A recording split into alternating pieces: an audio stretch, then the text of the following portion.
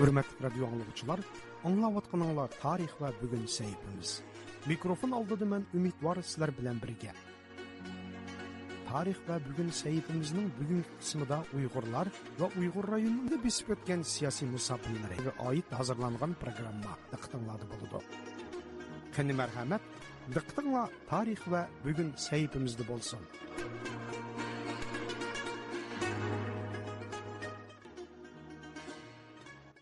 Yaqinqi yillardan buyon Xitoy hukumatı Uyg'ur tilidagi ma'rifni cheklashdan boshqa yana Xinjiangda 56 millat yashaydi.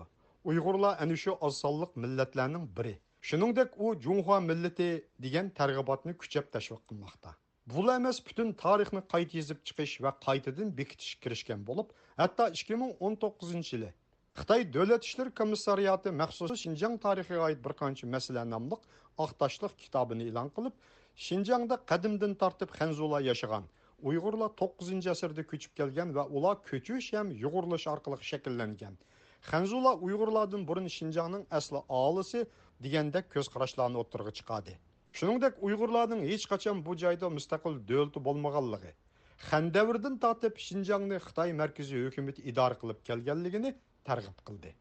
Undaqda agarda 2000 yillar ilgari Xinjiangda Xitoylar yashagan va ularning yeri va Xitoy madaniyati ustun o'rinda turgan joy bo'lsa, nima uchun toki 70 yil ilgari vaqtlargacha bu rayonda Xitoylarning nupusi aram 5% atrofida, Tangri tog'larining janubidagi shuncha ko'p zaminda nupusi 1% ga yetmagan holda bo'ladi.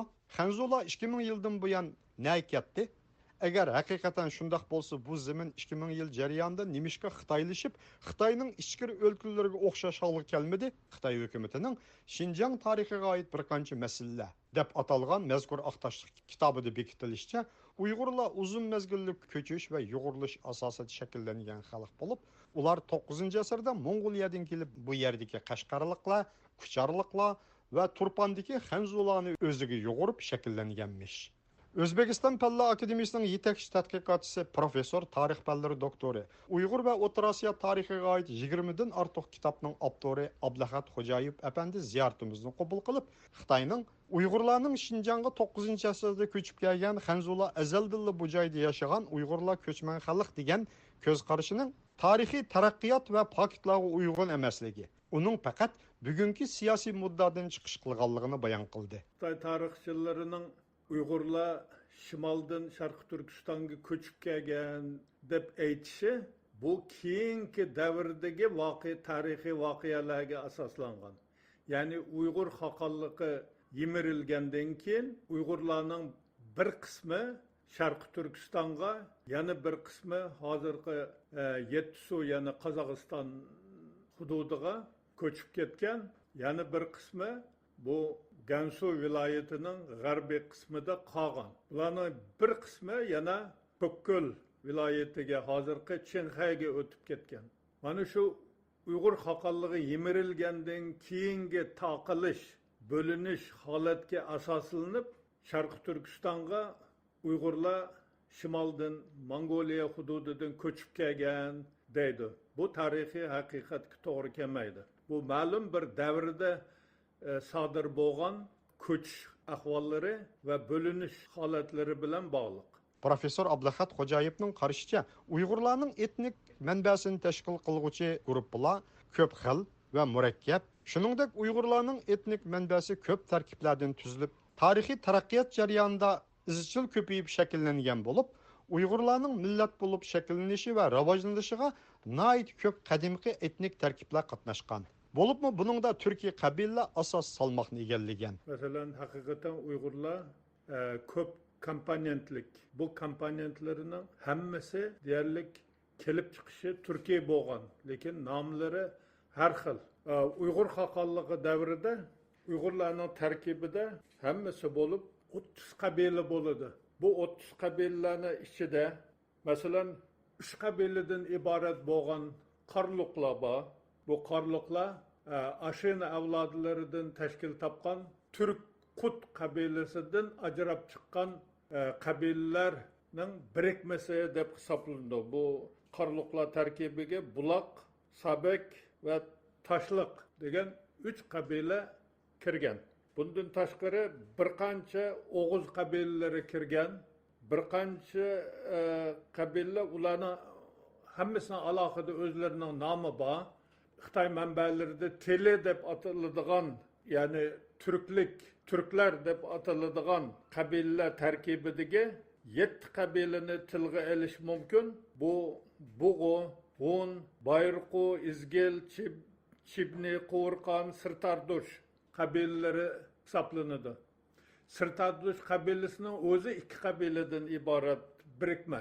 Bu keyin Uyg'ur nomini qabul qilgandan keyin o'zlarining asli qabila nomini ishlatmaydigan bo'lib ketgan. Shuning uchun Xitoy manbalarida ularning nomi uchramaydi. Undaqda Uyg'urlarning shakllanishida qatnashgan qadimgi asosliq etnik tarkiblar qaysilar? Xitoy manbalarida tilga olingan qaysi qabila yoki qaysi xalqlarni ko'rsatish mumkin? Xitoyning Xinjiang tarix aqtashliq kitobida qadimgi Uyg'ur elida mavjud bo'lgan Yoji, ya'ni Uyg'urlar tarafidan Yovchilar deb atalgan xalq va shuningdek bu joydagi boshqa xalqlar Uyg'urlarning etnik manbasidan va ajdodlaridan ayirib tashlangan bo'lib, Uyg'urlar qadimiy Uyg'ur eli bilan hech aloqasi yo'q holatda ko'rsatilgan. Vahilanki professor Xo'jayev shu Yovchi so'zining dal O'g'uzcha so'zining Xitoycha ong tarjimasi ekanligi, ya'ni O'g'uzlarning Uyg'urlarning o'q yiltizi, ya'ni eng qadimgi ajdodlarining biri deb qaraldiganligini o'ttirib qo'ydi. U Xitoy manbalaridami buning pakti borligini ko'rsatib o'tdi. Uyg'ur eli O'g'uzlarning asli vatani bo'lib, Uyg'urlarning paydo bo'lgan, shakllangan va rivojlangan vatani dal Uyg'ur elining o'zidir, deydi professor Abduhat Xo'jayev. Bu Yojilarning, ya'ni O'g'uzlarning shu O'g'uziya davlatini tashkil qilgan O'g'uzlarning azaliy yashagan joyi Tangritog' yaylovlari, ya'ni sharqiy Tangritog' yaylovlari ekanligi manbada aniq ko'rsatilgan. Mana shu miloddan oldingi 1000 yil davomida tilga ilingan har xil hierogliflar bilan yozilgan so'zning, ya'ni etimologiyasiga kelib chiqishiga biz e'tibor berdik. Asli bu so'z Yoji so'zi Mo'ziya degan qadimgi o'qilishi, hammasi O'g'uziya degan so'zning Xitoycha transkripsiyasi bo'lib chiqdi, ya'ni ohang tarjimasi. Bu so'zda demak O'g'uz va yer, zimin degan ikki so'zning birikmasi. Bu so'z bir tarafdan O'g'uzlar yashaydigan zimin, ya'ni hozirgi Sharq Turkistonning qadimgi nomi. Abduhat Xo'jayev o'xshashla Uyg'urlarning etnik taraqqiyot tarixini Uyg'ur elidan ayirib o'tishga bo'lmaydiganligini, Uyg'urlarning eng yiroq davrlardagi ajdodlarining ana shu taklamakan tarim atrofida yashagan aholilar ekanligini, bu aholilarning bugungi Uyg'ur millatining yiroq qadimki etnik manbalari hisoblanadiganligini o'ttirib qo'ydi. Masalasiga kelganda bularning o'q ildizi O'g'uzlar, ya'ni bu O'g'uzlar nihoyat qadimgi davrdan tortib Sharq Turkiston hududida ba'zan shu sharqiy Tangritog' yaylovlarida ot boqish bilan shug'ullangan. Bularning qiyofasi mongoloid bo'lmagan, yevropeid ko'rinishda bo'lgan, mongoloidlik ko'rinishlar keyingi davrlarda turli boshqa qabilalar bilan, urug'lar bilan aralashish natijasida yuzaga kelgan. Mongoloid bilan Yevropeid aralashganda ko'pincha mongoloidlarning ko'rinishi, qiyofasi ko'proq saqlanib qoladi. Bu genetika qonuni. Uning qarashicha bu xalqlar yashagan zaminda yashab ko'payib va taraqqiy qilgan xalq dal Uyg'urlar bo'lib, toki 20-asrning boshlarigacha bu rayonlardagi 90% aholi Uyg'urlardir. Xitoylar bo'lsa 19-asrning ikkinchi yarmidan boshlab oz sonda ko'chib kelib o'rinlashgan hamda bu joydagi eng oz sonli ko'chman nupus bo'lgan. Xitoyning Uyg'ur eliga oid aqtashliq kitobida yana qadimgi turk bilan Uyg'urning munosabati bir-biridan ayirib etilgan hamda har qaysi turkiy xalqlarning tarixi va etnik bog'lanish inkor qilingan. Professor Xo'jayev tarixi va etniklik jihatdan turk bilan Uyg'urni ayirib o'tish mumkin emasligini ta'kidladi. Shuning uchun xulosa qilib qisqacha aytish mumkinki, Uyg'ur so'zi O'g'uz so'zidan kelib chiqqan. Uyg'urlar bo'lsa, bu nihoyatda ma'lum bir tarixiy davrida bular ko'p qabilalardan, ya'ni turkiy qabilalarning cho'ng bir guruhidan tashkil topgan. Shuning uchun Uyg'urlarni qadimgi turkiy qabilalarning cho'ng bir qismi deb hisoblash mumkin. Professor Abduhat Xo'jayevning bu qarashi dunyoda allburun e'tirof qilinib bo'lgan qarash bo'lib, Xitoy hukumatı Turkiya xalqlarining o'rtoqligi, tarixi va etnik bog'lanishni e'tirof qilishdan azaldan bosh tortib kelgan. Bugungi kunda bo'lsa, Xitoy hukumatı atalmış pan-turkizm ideyasini o'zining Junxo millat o'rtaq gavdasi ideyasining dushmani tariqasida ko'rmoqda. Undaqda azaldan Uyg'ur eldagi asosiy xalq o'z davlatlarini qurib bu joyga hukmronlik qilib kelgan hamda shonliq madaniyatlarni yaratgan. Toki Xitoy Xalq Cumhuriyeti hukumatining hukmronligi o'rnatilguncha nopus jihatda bu rayondagi yadroliq va asosli xalq bo'lib kelgan Uyg'urlarni bu joyga ko'chib kelgan xalq, aksicha bu yerga yaqinqi 70 yil ichida millionlab ko'chib kelgan Xitoylarning bu joyning eng qadimiy aholisi, yerlik aholisi deyishni tarix ilmi sohasidagi kishilar e'tirof qilamdi. Türkiye'deki Ege Üniversitesi'nin profesörü Alimcan İnayet'nin qarashicha bu qarash qat'iy put terap turolmaydi.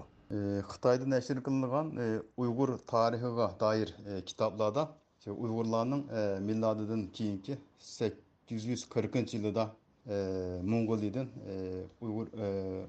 Mongoliyadagi Uyg'ur xonligi yemirilgandan keyin Sharq Turkistonga ko'chib kelganligi yoziladi. Lekin Turun Almasning Uyg'urlar Mehmet Boran'ın Şərq Türkistan tarixi namlı kitaplarında Uygurlarının kadimden tatip Şərq Türkistan'da yaşap gelgenliği, bazı tabii sebepler bilen bir kısmının Mongoliyaya köçüp ketip keyin öz yurtuga qaytip gelgenliği yazılgan. Xitay mənbələrində mi Xuyxu dep atalgan Uygurlarının bunlar zamanında Şərq Türkistan'da yaşaganlığı qayt kılındı.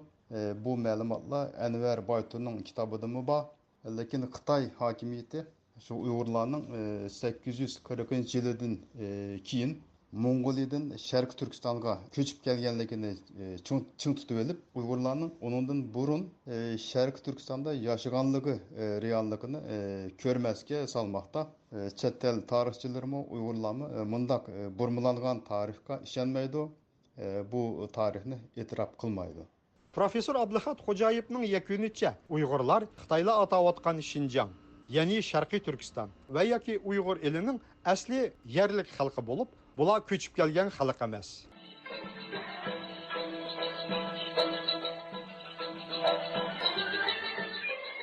Hurmatli do'stlar, yuqorida sizlar tarix va bugungi saytimiz bilan tanishdinglar.